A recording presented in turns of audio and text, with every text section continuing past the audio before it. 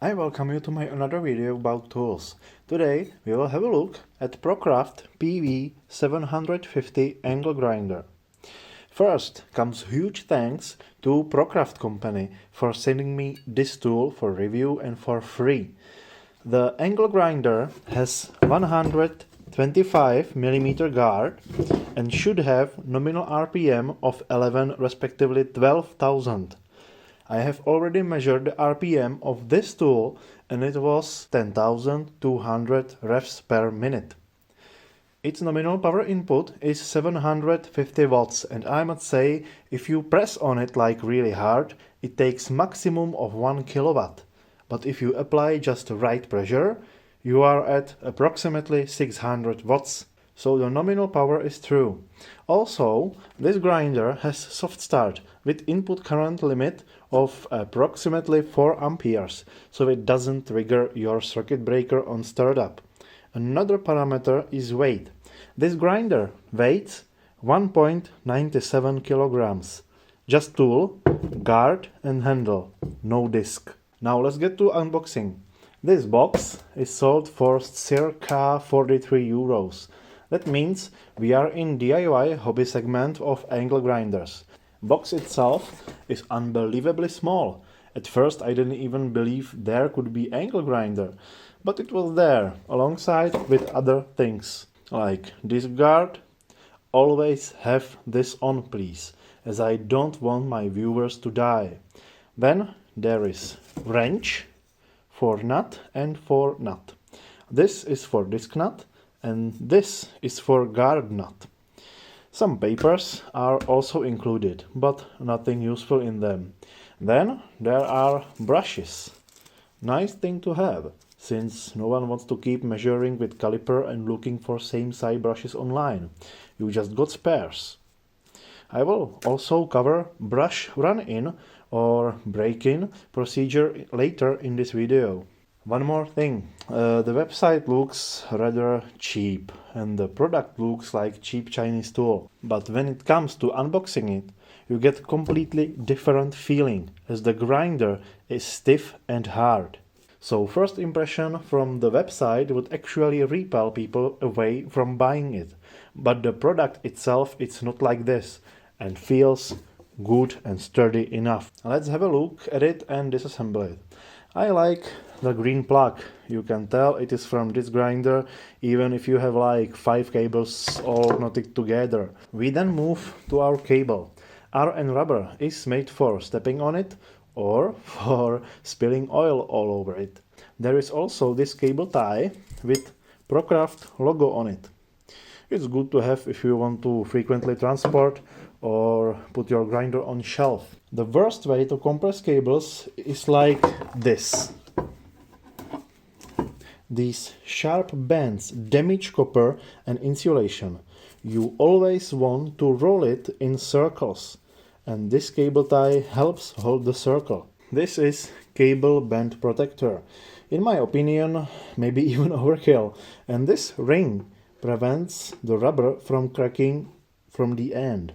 So this part is definitely durable. These intakes have sliding filters for easier dust blowing. Unfortunately, mains powered angle grinders have high power losses and the motor needs too much air to cool down, so it is not possible to put there some kind of stainless mesh as cordless grinders have. Yes, this is air intake. Placing such filter in here would restrict airflow heavily and motor would overheat pretty soon. So with these mains powered angle grinders you just have to blow them with compressor more frequently because there must be good airflow.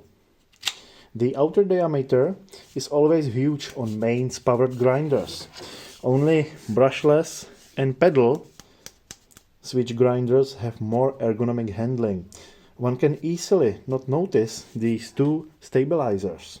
These help your angle grinder not rolling on the table when you are changing sandpaper, for example. The switch is by default on the left side, so the grinder is mainly for cutting. One can of course unscrew these 4 screws, rotate the body relative to head and screw screws back in to get switch on the top. This can be done with many angle grinders out there. The handle looks cheap as hell. It has thin plastic but with reinforcement of 40%, so it is hard to bend but also prone to cracks. The handle can't hold the wrench in it. Fortunately, it has standard M8 thread, so you can fit almost any other handle just fine. So now I have silent blocked handle. Better than original. You can buy any handle that has anti-vibration function and put it in there. You just need to make sure it has M8 thread.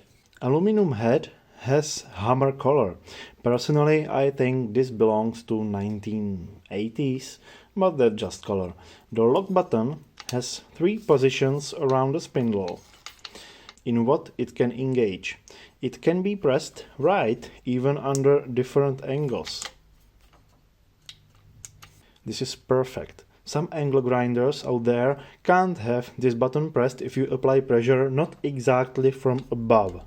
This one presses it without any problems. The aluminum head is small.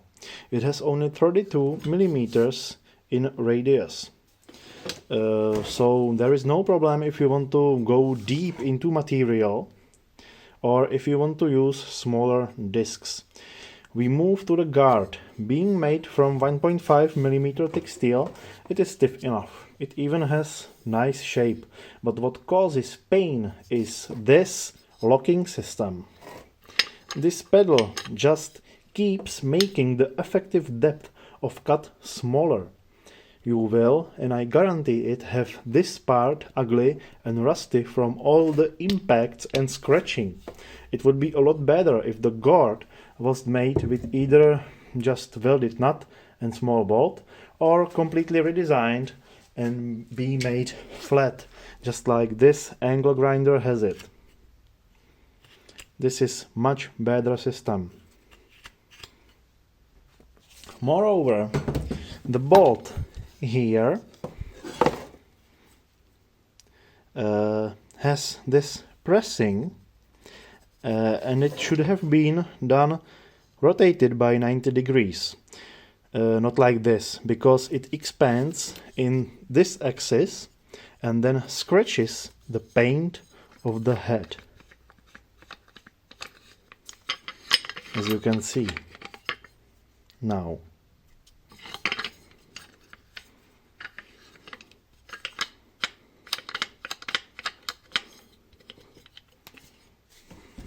This is usual position for cutting. So having this like this is not a good idea. Both the nut and the washer are standard and sufficiently robust, I would say. If we take the head apart, we quickly figure out there is just right amount of lubricant, or Vaseline if you want. Checkmate Parkside. This is how you lubricate angle grinders. And the viscosity is also okay, way thinner than the concrete-like Parkside uses. The main bearing is unknown to me, as this wheel is pressed on the shaft and I don't want to damage it just because of finding out the type of bearing. But there is another bearing in the head. A roller bearing, I believe this is called. That's actually nice because not many DIY great angle grinders out there have roller bearing in the head. Usually there is sleeve bearing that I wouldn't even call bearing. So good for ProCraft. This area looks nicely made. We then take the rear cover off and have a look at the insides of the grinder. Switch is levered as usual. The carbon brushes holders are made quite nicely and their change should not represent a problem.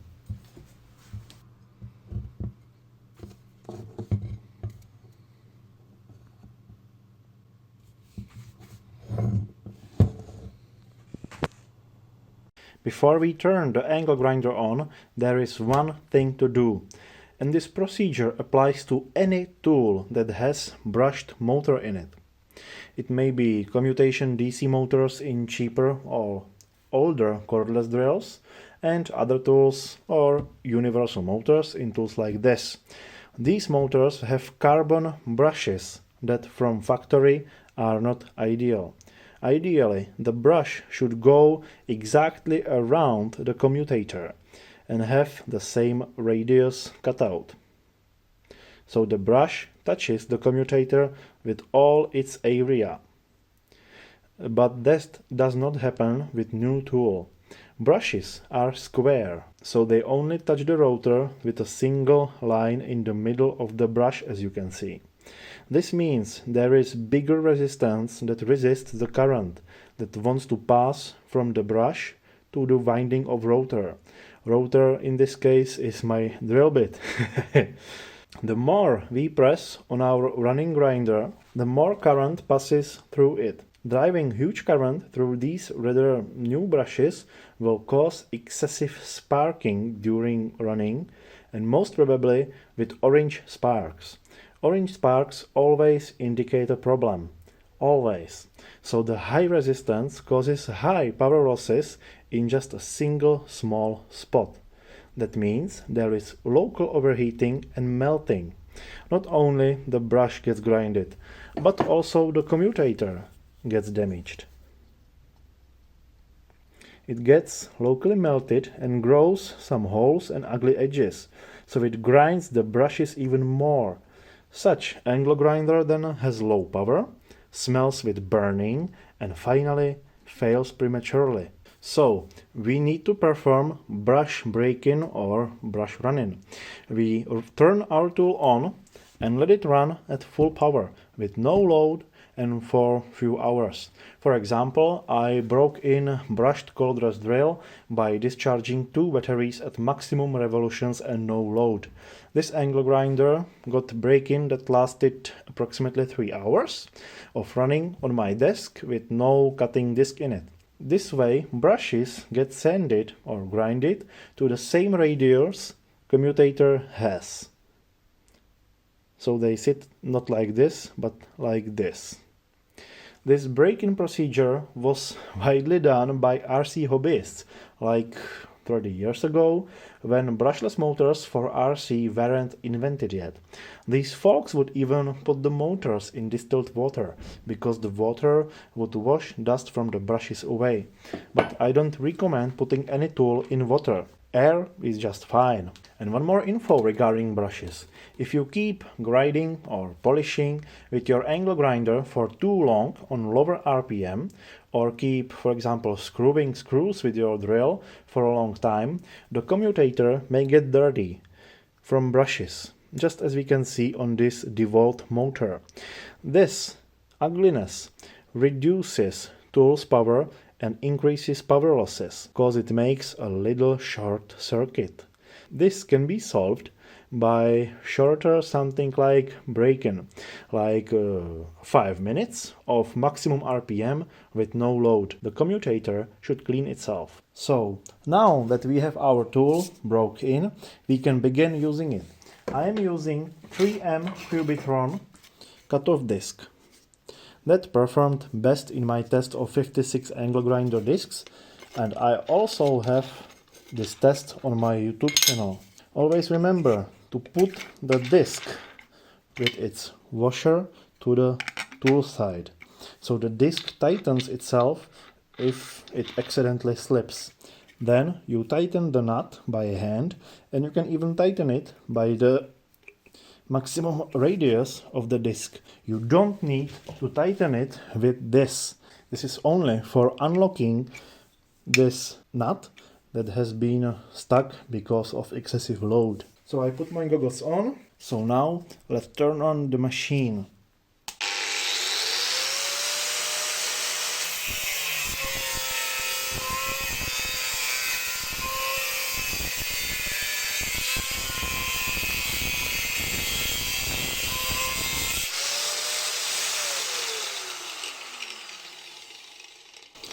Always wait for the tool to stop rotating before putting it on table. Now we can try some sanding with flap disc.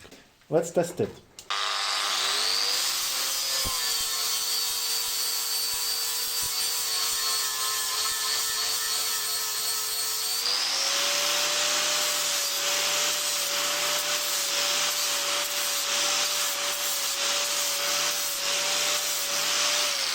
Don't ever put excessive load while sanding.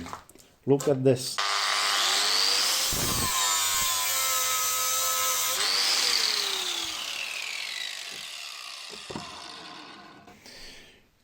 Do you see the blue color? That's the steel that oxidized. You don't want this to happen. So, the conclusion. I recommend the seller to take better product photos because they aren't going to attract anyone.